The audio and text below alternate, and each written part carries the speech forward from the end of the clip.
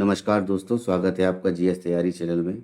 दोस्तों, आज के वीडियो लेक्चर में हम लोग 31 अक्टूबर और 1 नवंबर की करंट अफेयर्स को डिस्कस करेंगे मल्टीपल चॉइस क्वेश्चंस के माध्यम से, और जो भी फैक्ट्स हैं वो क्वेश्चंस में ही मैं क्लियर करूँगा। तो स्टार्ट करते हैं। पहला क्वेश्चन है, हाल ही में मध्य प्रदेश के किस शहर को यूनेस्को की क्रिएटिव सिटीज़ नेटवर्क सूची में नामित किया गया है? मध्य प्रदेश की जो सिटी है वो ग्वालियर है, जिसको यूनेस्को की क्रिएटिव सिटीज़ नेटवर्क सूची में नामित किया गया है। एक्चुअली 2 शहर हैं जिनको नामित किया गया है। उनमें से एक शहर है ग्वालियर, जिसको मैं बता रहा हूँ, और दूसरा शहर है केरल का कोझिकोडे। और ये जो शहर है कोझिकोडे, इसको साहित्य का शहर कहा गया है। यूनेस्को की जो UCCN क्रिएटिव सिटीज़ नेटवर्क सूची है उसमें साहित्य का शहर। ग्वालियर को म्यूज़िक का शहर कहा गया है।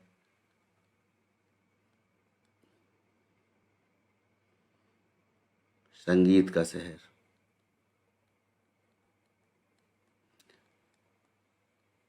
ऑल वर्ल्ड में 1 नवंबर को विश्व शहर दिवस मनाया जाता है।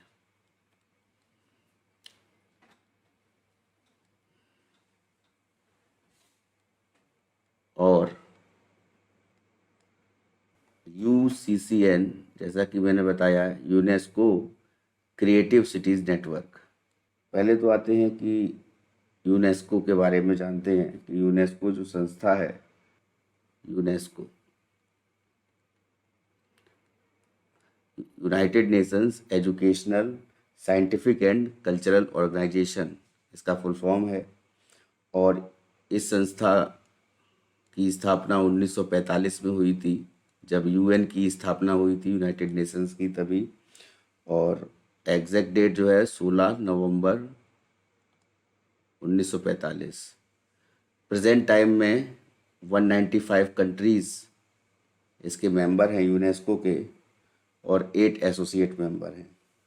UCCN प्रोग्राम ये स्टार्ट किया गया फ्लैगशिप सिटी प्रोग्राम 2004 में। तब से इसको 1 नवंबर को विश्व शहर दिवस के रूप में मनाया जाता है। और क्रिएटिव सिटीज़ नेटवर्क सूची में शहरों को नामित किया जाता है। और 2024 की जो UCCN की एनुअल कॉन्फ्रेंस है वो 1 जुलाई से 5 जुलाई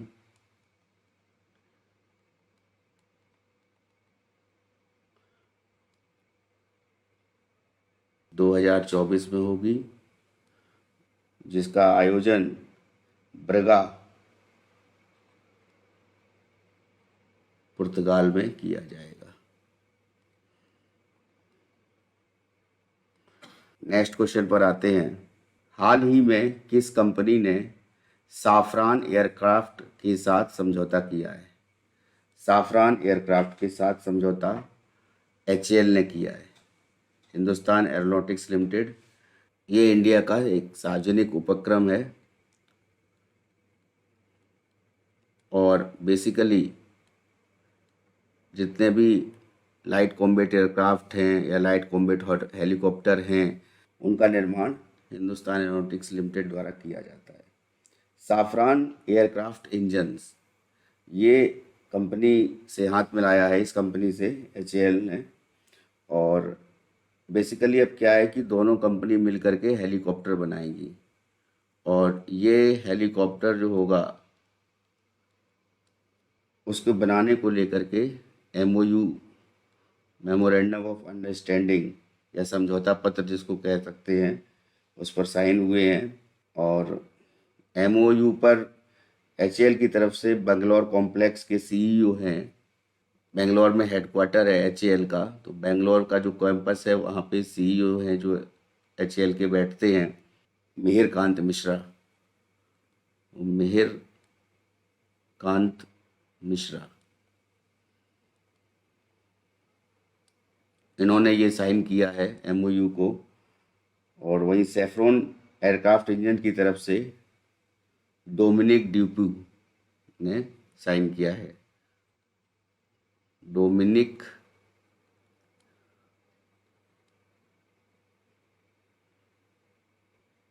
ड्यूपू इन्होंने साइन किया है। और सेफ्रॉन एक्चुअली में ये फ्रांस की कंपनी है। इसके साथ जैसा कि मैंने बताया कि सेफ्रॉन एयरक्राफ्ट मिल करके एचएएल के साथ ये कॉमर्शियल इंजन पार्ट्स का भी निर्माण करेगी। तो एक हेलीकॉप्टर के साथ साथ कॉमर्शियल इंजन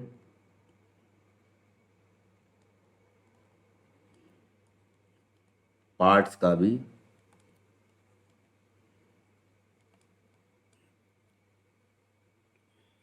निर्माण करेगी।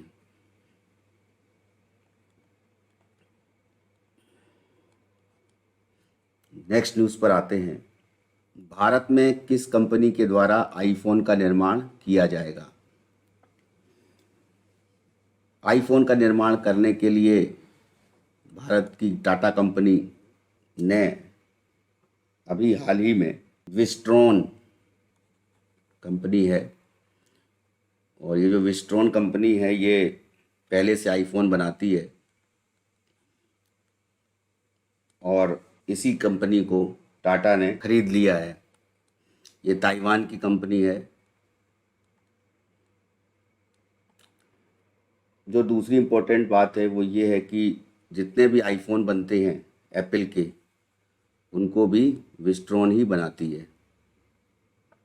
तो भारत में एप्पल आईफोन बनाना स्टार्ट हो जाएगा, और ये आईफोन भारत की कंपनी टाटा बनाएगी, जिसने विस्ट्रॉन को एक तरह से खरीद लिया है, और जो कि ताइवान की कंपनी है। टाटा भारत की पहली कंपनी होगी जो भारत में आईफोन का निर्माण करेगी। तो इससे पहले भी भारत में कुछ सालों के लिए इस कंपनी ने आईफोन का निर्माण किया है। दूसरी जो इम्पोर्टेंट बात है विस्ट्रॉन को लेकर के, वो ये है कि कर्नाटका के साउथ ईस्ट रीजन में ये कंपनी सेटअप की जाएगी, साउथ ईस्ट रीजन में कर्नाटक के। बट अभी जो है कहाँ पर की जाएगी इसका खुलासा नहीं किया गया है। और दूसरी जो मेन चीज़ है कि ये मार्च 2024 तक टारगेट लिया गया है इस कंपनी के द्वारा, अर्थात टाटा कंपनी के द्वारा 1.8 बिलियन डॉलर के आईफोन को मैन्युफैक्चरिंग करेगी। और ये आईफोन जो होगा वो एप्पल का ही आईफोन कहा जाएगा। नेक्स्ट न्यूज़ पर आते हैं। किस राज्य के मुख्यमंत्री ने अगले 5 साल तक हर दिन 2 नए स्कूल बनाने का लक्ष्य रखा है? असम राज्य सरकार ने ये लक्ष्य रखा है। टोटल 4000 स्कूल बनाने का लक्ष्य रखा है आने वाले 5 सालों में, 5 ईयर्स में।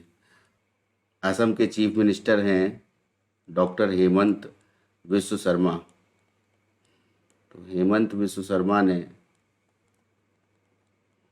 ये लक्ष्य रखा है, और आने वाले 5 साल में टारगेट लिया है कि 4000 स्कूल जो हैं वो बनाए जाएंगे, वो भी अत्याधुनिक, यानी न्यू वर्ल्ड अत्याधुनिक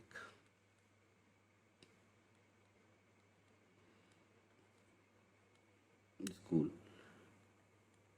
अत्याधुनिक स्कूल बेसिकली नाम से ही जाहिर हो रहा है कि जो भी इसमें फैसिलिटीज़ होंगी वो वर्ल्ड लेवल की फैसिलिटीज़ होंगी, जैसे फ्री वाईफाई होना, पेयजल की अच्छी व्यवस्था होना, लाइब्रेरी डिजिटल होगी, ज़्यादातर चीज़ें जो होंगी वो ऑटोमेशन में होना, डिजिटल बोर्ड के द्वारा पढ़ाया जाना, प्रोजेक्टर के द्वारा पढ़ाया जाना।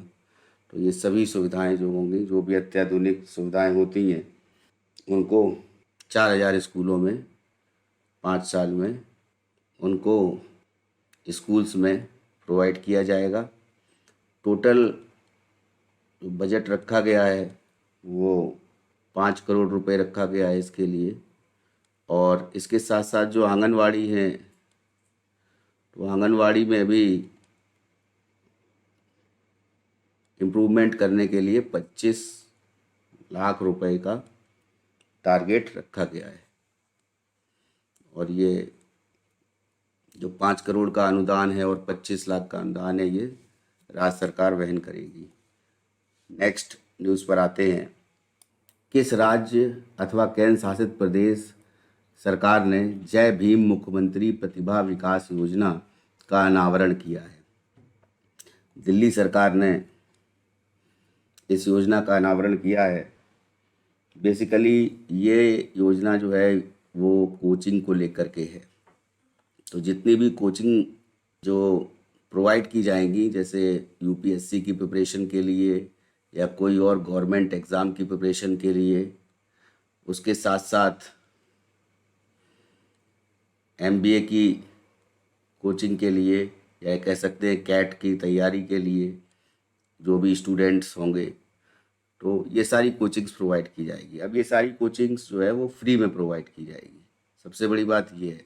और ये जो फ्री में प्रोवाइड की जाएगी, ये कुछ जो कम्युनिटीज़ हैं उन्हीं के लोगों को प्रोवाइड करी जाएगी, जिसमें एससी, एसटी, ओबीसी और ईडब्ल्यूएस, इकोनॉमिकली वीकर सेक्शन, इनके लिए ये फ्री प्रोवाइड की जाएगी कोचिंग। तो जैसा कि बताया कि गवर्नमेंट एग्ज़ाम्स की प्रिपरेशन के लिए, तो गवर्नमेंट एग्ज़ाम्स में एसएससी भी आता है, रेलवे भी आता है, या बैंकिंग भी इसमें जोड़ दिया गया है, उसकी कोचिंग भी फ्री प्रोवाइड की जाएगी।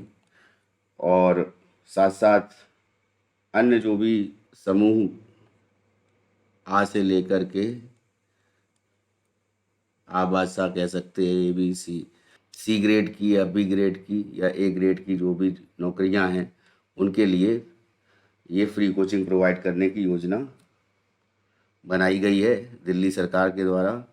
इसका अनावरण किया गया है और इसका नाम है जय भीम मुख्यमंत्री प्रतिभा विकास योजना। अब बेसिकली इसके लिए मानदंड क्या है कि कैसे ये प्रोवाइड की जाएगी।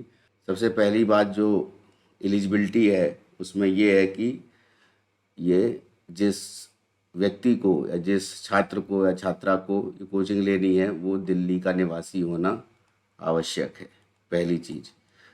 ठीक है। दूसरा, उसकी वार्षिक पारिवारिक आय 8 लाख रुपए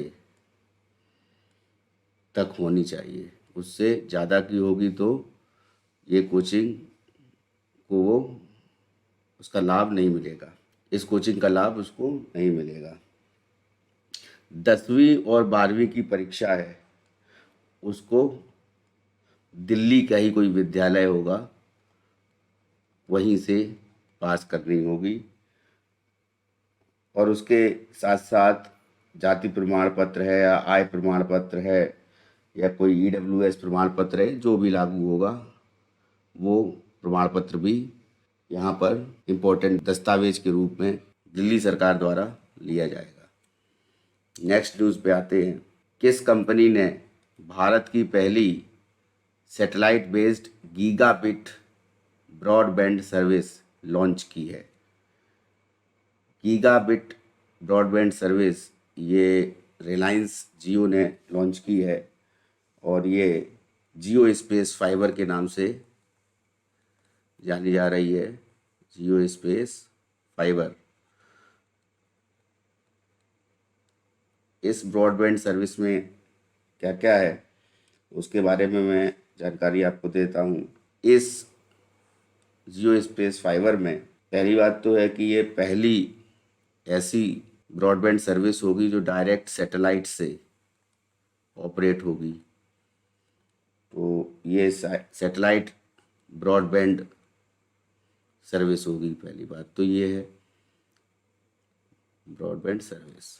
जो दूसरा इम्पोर्टेंट पॉइंट है वो ये है कि यहाँ पर दूर दराज के इलाकों में लक्ष्य रखा गया है कि जैसे कोई बहुत दूर ऐसा कोई इलाका है कि जहाँ पर कोई सुविधा नहीं पहुँच सकती है इंटरनेट की, तो वहाँ पर ये ब्रॉडबैंड सर्विस प्रोवाइड की जाएगी। और गुजरात में गिर,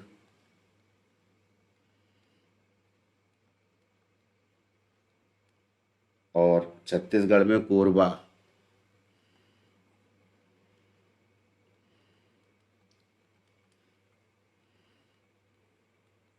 कोरबा। उसके बाद उड़ीसा में नवरंगपुर,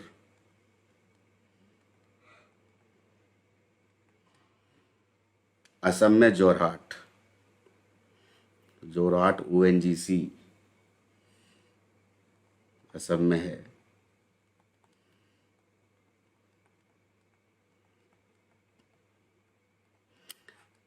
ये 4 स्टेट्स में 4 जगह हैं जहाँ पर इस सर्विस को अभी ट्रायल रूप में जोड़ा गया है।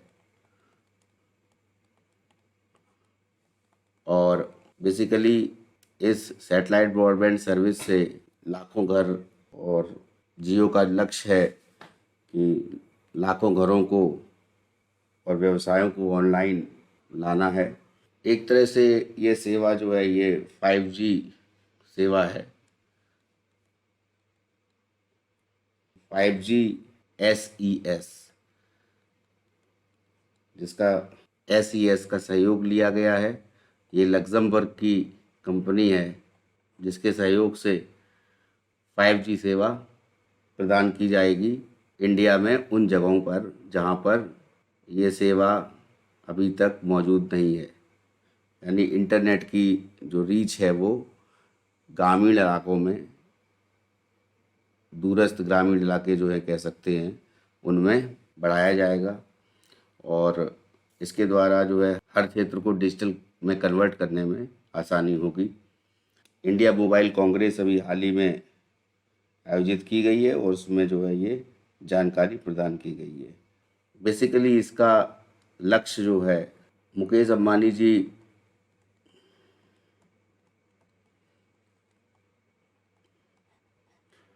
ने इसका लक्ष्य रखा है कि आने वाले समय में इंडिया को एक ब्रॉडबैंड कैपिटल बनाना है।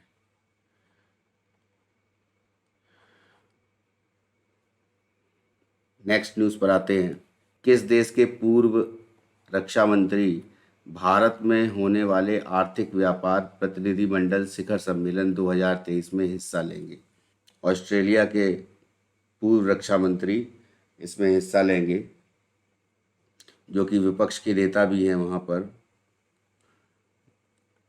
जिनका नाम है पीटर डटन। Peter Dutton. और ये प्रतिनिधि मंडल का शिखर सम्मेलन 1 नवंबर को ही आयोजित किया जा रहा है। इसमें पीटर डटन के साथ साथ 20 उद्योगपति वहाँ के आएंगे।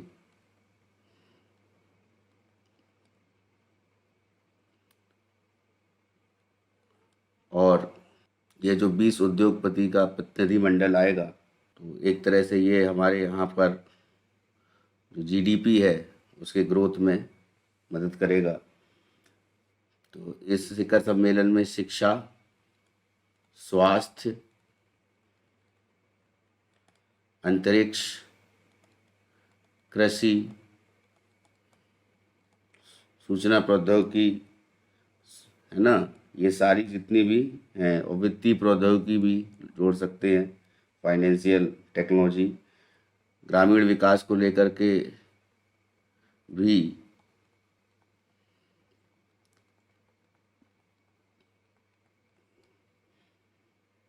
साथ साथ रक्षा, सहयोग, नवीकरणीय ऊर्जा, रिन्यूएबल सोर्स ऑफ एनर्जी, इन सभी क्षेत्रों में उद्योगों का प्रसार किया जाएगा।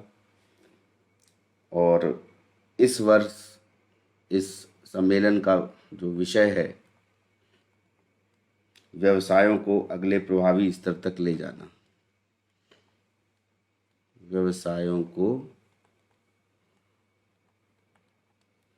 अगले प्रभावी स्तर तक ले जाना।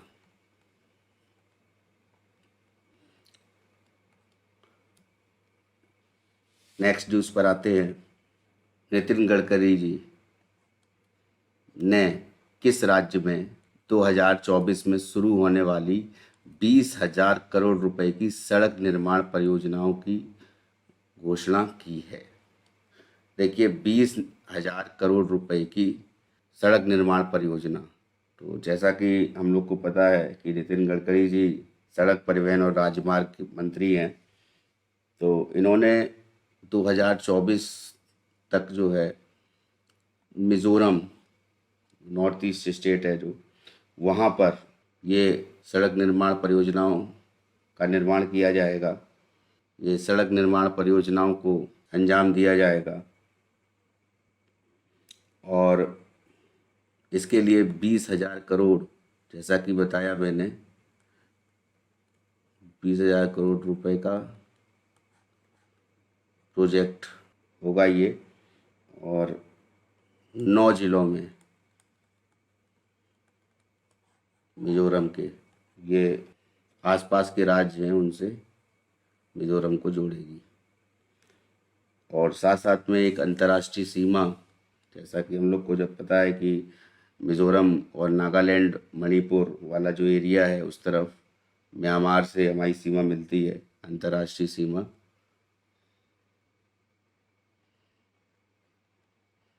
और ये अंतर्राष्ट्रीय सीमा पर भी जो म्यांमार से मिलती है हमारी, नॉर्थ ईस्ट स्टेट हैं जो किनारे के, मणिपुर है या मिज़ोरम तो है ही है, और साथ में नागालैंड है, ये सभी जो हैं इनको सबको ये अंतर जोड़ेगी। और साथ में टोटल कहा गया है कि अभी तक 355 किलोमीटर का निर्माण कार्य कर दिया गया है और इसके लिए 8,000 करोड़ रुपए आवंटित किए गए थे। और अब जो है ये मिज़ोरम के 6 जिलों को और जोड़ना है, जिसके लिए 7,361 करोड़ रुपए आवंटित किए गए हैं। दूसरी जो इम्पोर्टेंट बात है कि इसमें 373 किलोमीटर की एक रोड है जो कि आइजॉल से लेकर, जो राजधानी है मिज़ोरम की आइजॉल, वहाँ से लेकर के तुइपांग तक ये सड़क बनाई जाएगी। और ये सड़क 373 किलोमीटर की होगी और दूसरी बात जो है ये 2024 में इसको कंप्लीट करना है। जैसा कि हम लोग को पता है कि Kaladan multi modal transit transport परियोजना जो है ये अभी स्टार्ट की गई है नवंबर में ही, 1 नवंबर को ही 2023 में। और ये जो Kaladan multi modal transit transport परियोजना है, ये सितवे बंदरगाह है म्यांमार का, उसको जोड़ेगी। सितवे बंदरगाह याद रखिएगा, पूछा जा सकता है सितवे बंदरगाह किस कंट्री में है, तो ये म्यांमार में है। और दूसरी जो इम्पोर्टेंट बात है कि Kaladan multi modal transit transport परियोजना इसका नाम है। नेक्स्ट न्यूज़ पर आते हैं। हरियाणा पंजाब राष्ट्रीय राजधानी क्षेत्र में इस वर्ष पराली जलाने की घटना में कितने प्रतिशत से ज़्यादा की कमी आई है? 50% से ज़्यादा की कमी आई है। तो पराली जलाने से बेसिकली क्या है, एनसीआर रीजन है, पंजाब है और हरियाणा। तो ये स्टेट्स है, इनके साथ साथ उत्तर प्रदेश का नोएडा लगा हुआ है, दिल्ली से। तो जब ये पराली जलाई जाती थी पंजाब हरियाणा में, तो इसका इफेक्ट जो है ये एयर पोल्यूशन को इंक्रीज करती थी, और इस एयर पोल्यूशन के कारण दिल्ली या आसपास क्षेत्र में बहुत ज़्यादा स्वास्थ्य संबंधी परेशानियां देखी जाती थी। और CAQM ये वायु गुणवत्ता प्रबंधन आयोग है, commission of air quality management, और इस आयोग के द्वारा ये घोषणा की गई है कि 50% से ज़्यादा की कमी आई है प्रदूषण में पराली जलाने की घटना में। इसके साथ साथ एक जानकारी के अनुसार 15 सितंबर से 29 अक्टूबर तक के बीच में, जैसे दिल्ली है या दिल्ली के साथ साथ पंजाब हरियाणा राजस्थान या NCR का इलाका है, इन सभी इलाकों में 2022 में, जो पिछले साल इसी टेन्योर में 13,964 घटनाएं हुई थी, लेकिन 2023 में इन घटनाओं में ये घटकर 6391 हो गई 2023 में। तो टोटल जो है ये 45 दिन में ये घटनाएं जो है कम हुई हैं, और 56.6%, जैसा 50% से ऊपर क्वेश्चन में पूछा गया है, तो 50% से ऊपर 56.6% जो है ये इसमें कमी आई है। नेक्स्ट न्यूज़ पर आते हैं।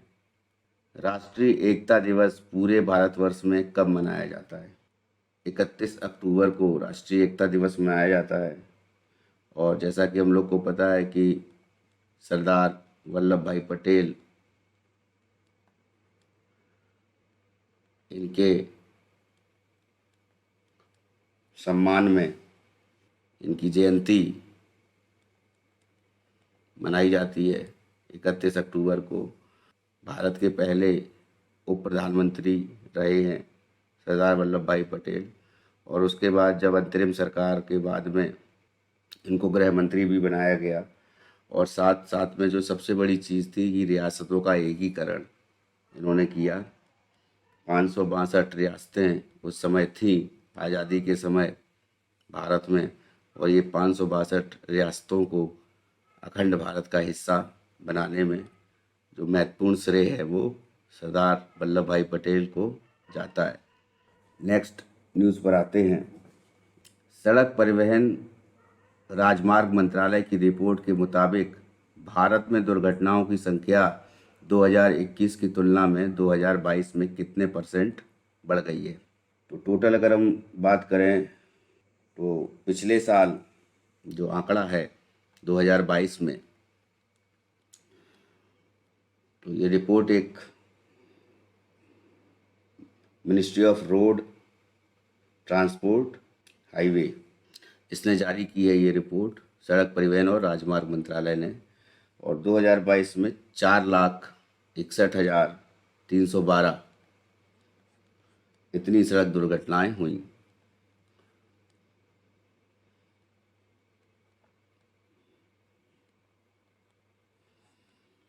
और ये बेसिकली 2022 में इन दुर्घटनाओं में 1.68 लाख लोगों ने अपनी जान गंवाई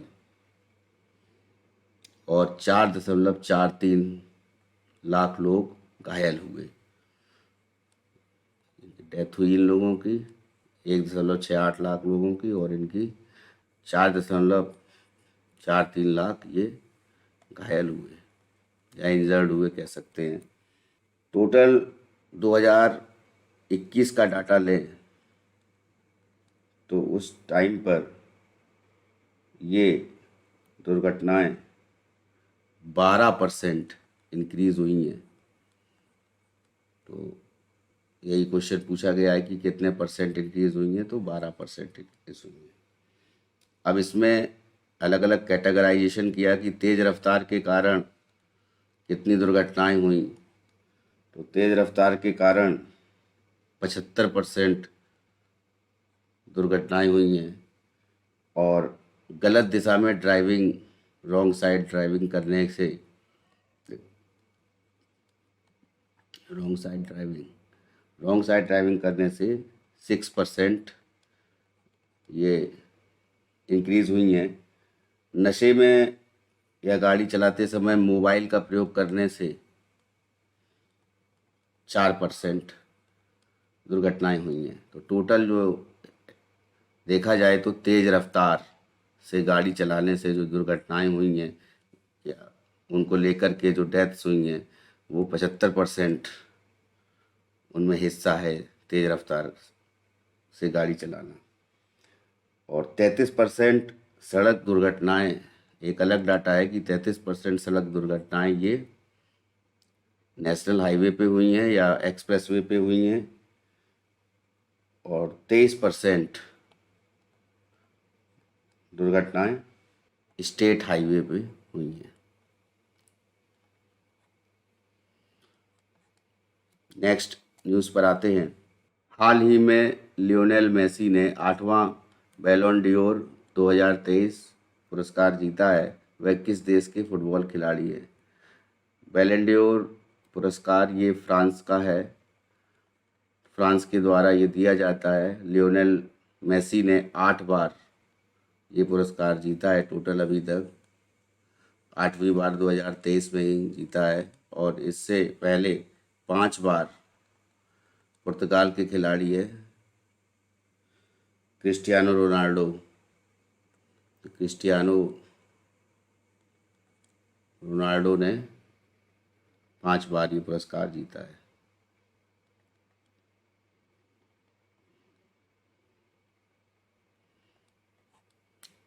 लियोनेल मेसी अर्जेंटीना के खिलाड़ी हैं। जैसा कि बैलन डोर पुरस्कार जो है ये फुटबॉल से संबंधित है, और इंटर मियामी टूर्नामेंट में इन्होंने ये पुरस्कार जीता है। अभी तक 2009 से लेकर के 12 तक इन्होंने लगातार पुरस्कार जीता। फिर 13-14 में क्रिस्टियानो रोनाल्डो ने जीता, फिर 2015 में फिर इन्होंने जीता, और फिर 19 में जीता 2019 में, और उसके बाद जो है 2021 में जीता, और 2021 के बाद अब ये 2023 में ये अवार्ड इन्होंने फिर अपने नाम किया है। और इससे इन जहाँ पर भी ये गैप है, जो गैप ईयर्स है, इनमें क्रिस्टियानो रोनाल्डो ने ये पुरस्कार जीता है जो पुर्तगाल के हैं। नेक्स्ट न्यूज़ पर आते हैं। 37वें राष्ट्रीय खेलों में किसने 100 मीटर बाधा दौड़ स्पर्धा में अपना ही रिकॉर्ड तोड़ दिया है? एक्चुअली में 100 मीटर की जो दौड़ है उसमें ये रेलवे का प्रतिनिधित्व करती हैं, रेलवे की तरफ से खेलती हैं और एथलीट हैं। और इन्होंने 12.82 सेकेंड में 100 मीटर कंप्लीट किए। और इससे पहले इन्होंने 13.22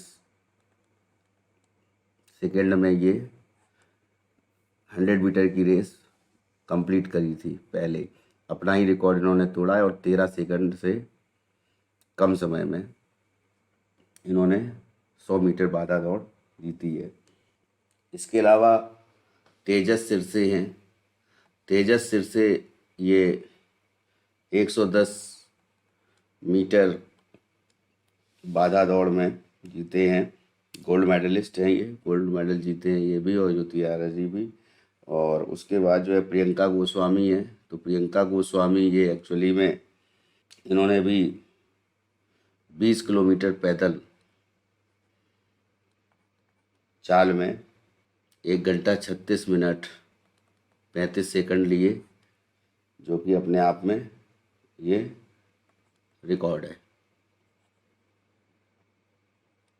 मिथ्या रामराज, इन्होंने 400 मीटर की रेस में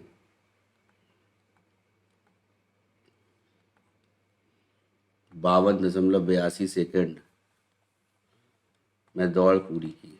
तो इन सभी ने स्वर्ण पदक जीता है 37वें राष्ट्रीय खेल में, जिनका आयोजन हो रहा है गोवा में, याद रखिएगा। प्रियंका गोस्वामी मुजफ्फरनगर उत्तर प्रदेश की रहने वाली हैं। इम्पॉर्टेंट न्यूज़ है ये, इसको याद रखिएगा। उत्तर प्रदेश की है ये, मुजफ्फरनगर की प्रियंका गोस्वामी। नेक्स्ट न्यूज़ पर आते हैं। भारत सरकार ने किस देश की सरकार को अनुरोध पत्र LOR सौंपकर अपनी नौसैनिक क्षमताओं को बढ़ाने के लिए निर्णायक कदम उठाया है?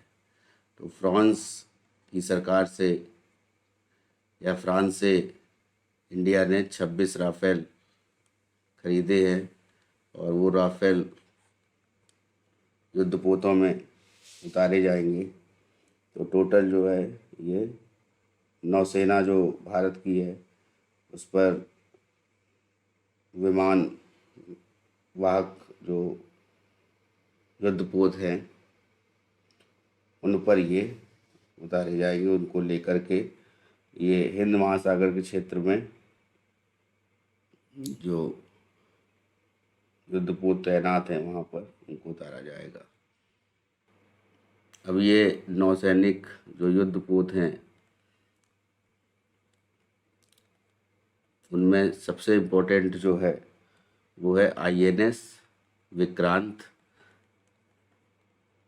और दूसरा जो सबसे इम्पोर्टेंट है वो है INS Vikramaditya.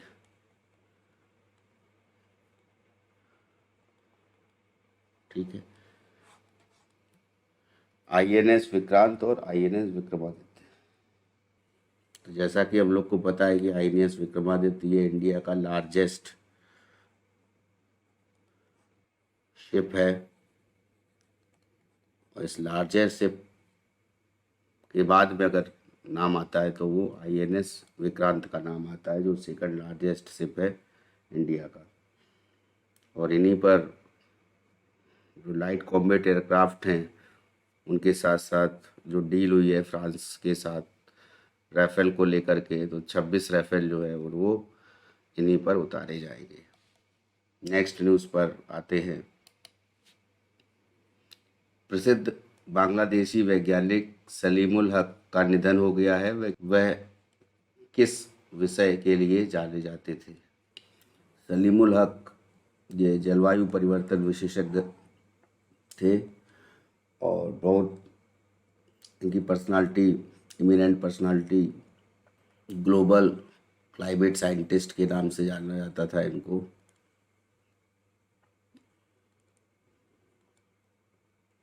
Climate scientist, climate. इनका निधन ढाका में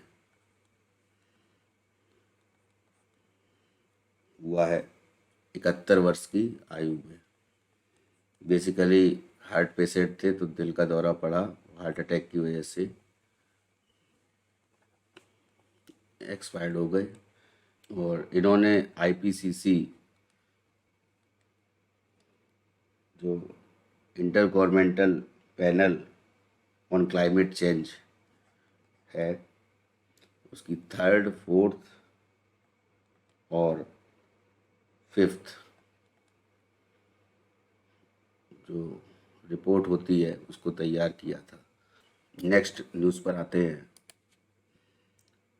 भारत का कौन सा विश्वविद्यालय अपना सैटेलाइट लॉन्च करेगा? अलीगढ़ मुस्लिम विश्वविद्यालय ये अपना सैटेलाइट, स्वयं का सैटेलाइट लॉन्च करने जा रहा है ये विश्वविद्यालय।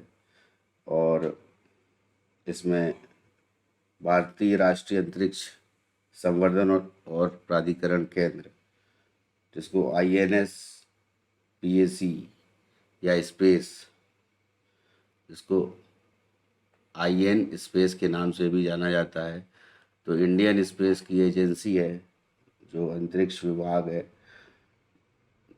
जिसके द्वारा इनको मंजूरी लेनी होती है। तो वो मंजूरी भी इनको मिल गई है अलीगढ़ मुस्लिम विश्वविद्यालय को, और ये अपना खुद का सैटेलाइट जो है वो लॉन्च करेंगे। बेसिकली जैसा कि हम लोग को पता है कि अलीगढ़ मुस्लिम यूनिवर्सिटी की संस्थापक सर सैयद अहमद खान थे, और ये नैनो सैटेलाइट है।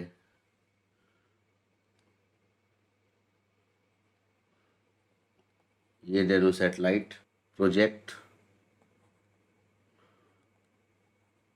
2021 में स्टार्ट किया गया था। तो जैसा कि हम लोग को पता है कि डेसी, सेंटी, मिली, फिर माइक्रो 10⁻⁻6 होता है, तो नैनो में 10⁻⁻9 होता है। तो बहुत ही सूक्ष्म सैटेलाइट प्रोजेक्ट है ये। और ये सैटेलाइट सबसे गरीब जिलों में आर्थिक विकास का अध्ययन करेगा और मल्टीमीडिया ट्रांसमिशन को भी विकसित करेगा। तो सबसे बड़ी चीज़ है क्या, ये सबसे गरीब जिलों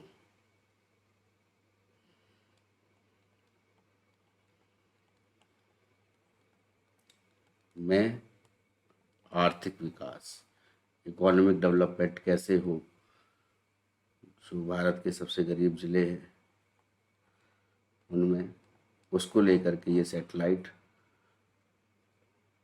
उन्होंने IN स्पेस को प्रस्तुत की अभी रिसेंटली, और इसका अप्रूवल जो है इनको मिल गया है, जिसको जो एक तरह से एक यूनिवर्सिटी के द्वारा सैटेलाइट बनाई गई है। IN स्पेस के जो निदेशक हैं या डायरेक्टर हैं, उनका नाम है डॉक्टर PK जैन।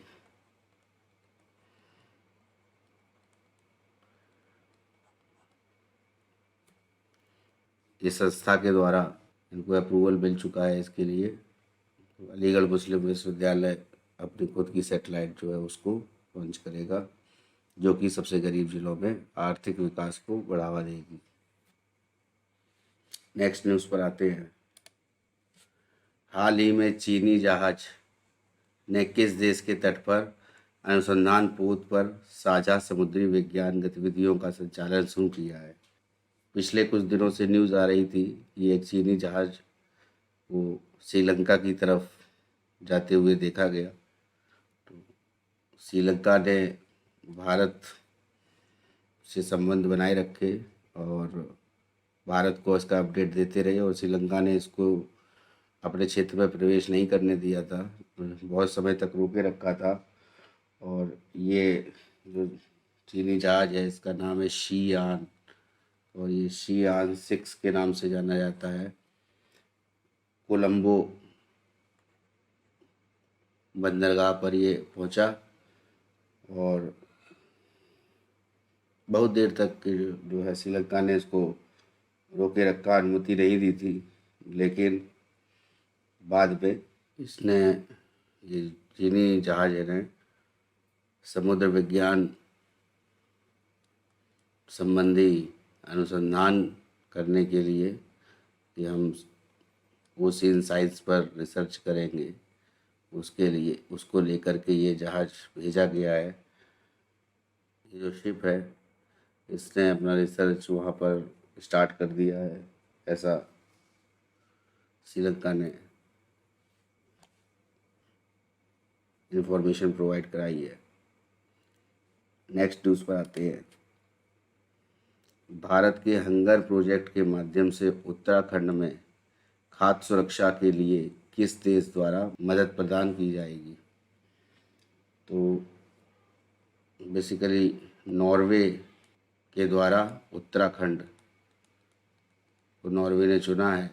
ये उत्तराखंड में जो हंगर प्रोजेक्ट है उसके तहत जो भूखमरी है वो उसको दूर करने के लिए उत्तराखंड को मदद प्रोवाइड करेगी, और इसमें 44.7 यानी 44.7 मिलियन डॉलर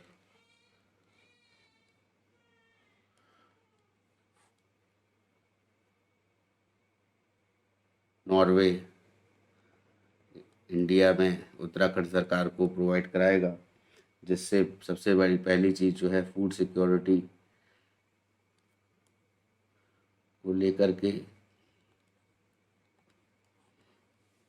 और साथ में दूसरा जो इम्पोर्टेंट चीज़ है वो है इन्वायरमेंट इन्वायरमेंट प्रोटेक्शन। इन दोनों चीज़ों के लिए ये मदद नॉर्वे द्वारा दी जाएगी, और इसको 2026 तक टारगेट रखा गया है कि वहाँ पर भुखमरी ख़त्म की जाएगी। उत्तराखंड में जो भी लोग पीड़ित है इससे, माल न्यूट्रिशन से या फिर डिफिशियंसी से, किसी की कमी से, कुपोषण के शिकार है जो, या फिर जिनको भोजन उपलब्ध नहीं होता है, तो उनके लिए जो फूड सिक्योरिटी प्रोवाइड करना, और साथ में इन्वायरमेंट प्रोटेक्शन को बढ़ावा देना।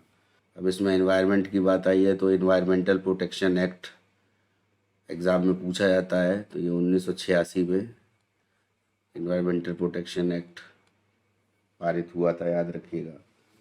तो इसका मुख्य लक्ष्य एक्चुअली क्या है कि जो खाद्य सुरक्षा है उसको बढ़ाना है, पर्यावरण की रक्षा करना है, और बेसिकली ये खाद्य सुरक्षा, अब चूँकि जो गरीब तबके के लोग हैं वो ज़्यादातर ग्रामीण इलाकों में रहते हैं, तो ग्रामीण इलाकों में जा कर के ऐसे ग्राम पंचायत है या स्थानीय निकाय में जो भी महिलाएं हैं, उन महिलाओं को जो एक तरह से ऊपर लाना है, उन महिलाओं को नेतृत्व को बढ़ाना है। तो एक तरह से कह सकते हैं कि वुमेन एम्पावरमेंट पर भी ये जो है काम करेगा। ये हंगर प्रोजेक्ट को लेकर के जो नॉर्वे के द्वारा जो अमाउंट दिया जा रहा है,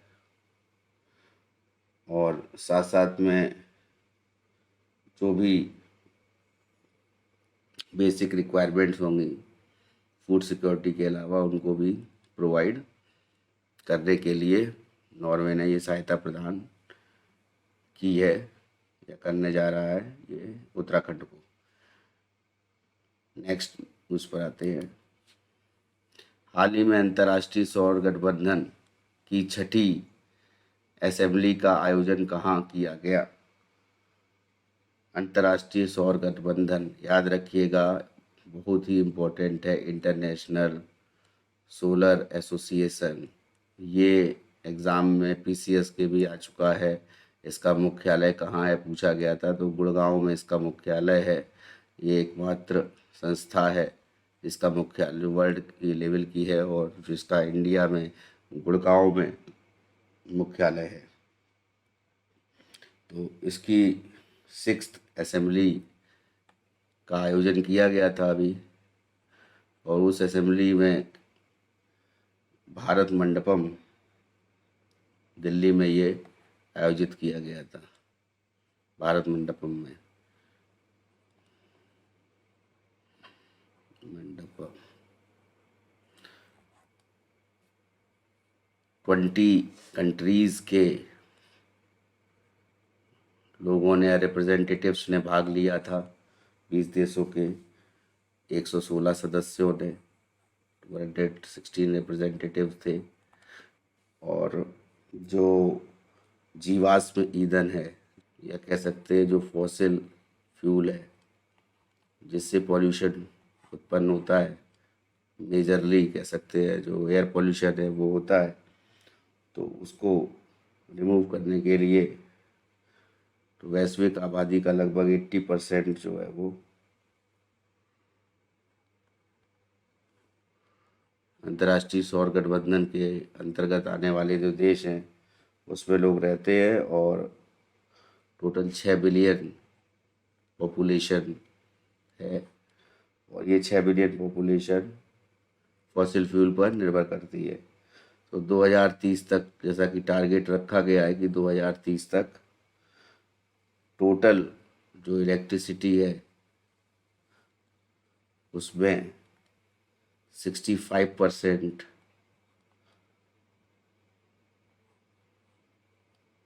जो इलेक्ट्रिसिटी को बनाना है, वो उसके लिए रिन्यूएबल सोर्स ऑफ एनर्जी का, या कह सकते हैं नवीकरणीय ऊर्जा का प्रयोग करना है। और बेसिकली दूसरी जो इम्पोर्टेंट बात है वो ये है कि 2050 तक इसी इलेक्ट्रिसिटी क्षेत्र में उसको जो इलेक्ट्रिसिटी को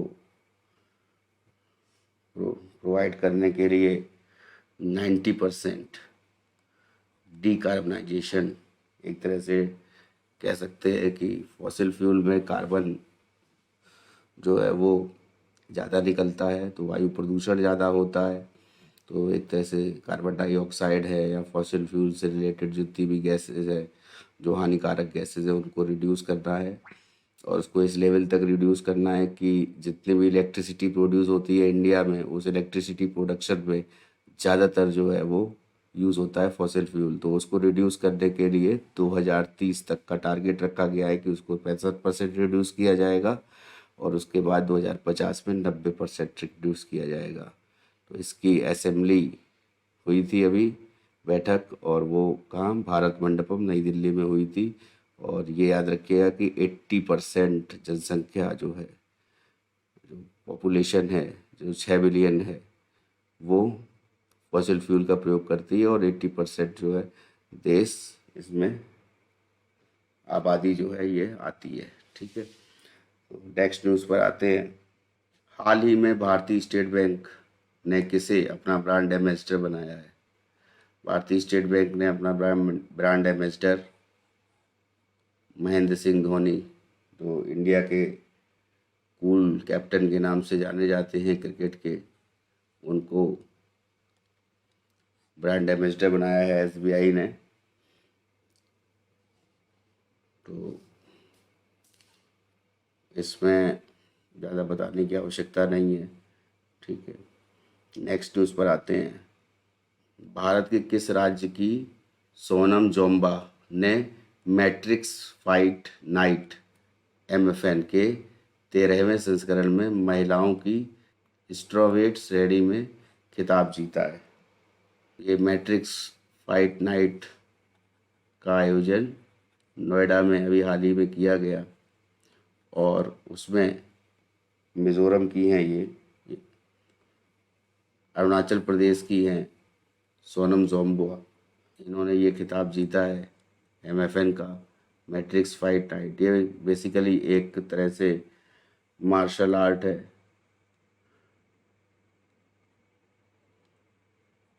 उसी का रूप है ये एमएफएन। और एमएफएन जो मिक्स्ड फाइट नाइट के नाम से जानी जाती है, मिक्स्ड मार्शल आर्ट भी इसको कहा जा सकता है। वहाँ पर ये तवांग डिस्ट्रिक्ट है अरुणाचल प्रदेश में, जहाँ की रहने वाली हैं। और गुवाहाटी में, और ये इंडिया में टाइगर श्रॉफ है जो बॉलीवुड एक्टर, टाइगर श्रॉफ हैं जैकी श्रॉफ के जो सुपुत्र हैं, इनके द्वारा जो है ये एमएफएन संस्था को फाइनेंशियल एड प्रोवाइड करी जाती है। बेसिकली ये एमएफएन जो है ये इन्हीं के द्वारा इनको प्रमोट किया जाता है एमएफएन को। और इस एमएफएन प्रमोशन की स्थापना 2019 में की गई थी और इसी फाइट नाइट को अरुणाचल प्रदेश की तवांग ज़िले की रहने वाली हैं सोनम जोंबा, उन्होंने 2023 का संस्करण जो है 13वां संस्करण उसको जीता है महिलाओं की एक्स्ट्रा वेट श्रेणी में। तो इसी के साथ आज की करंट अफेयर्स को यहीं विराम देते हैं। बहुत बहुत धन्यवाद।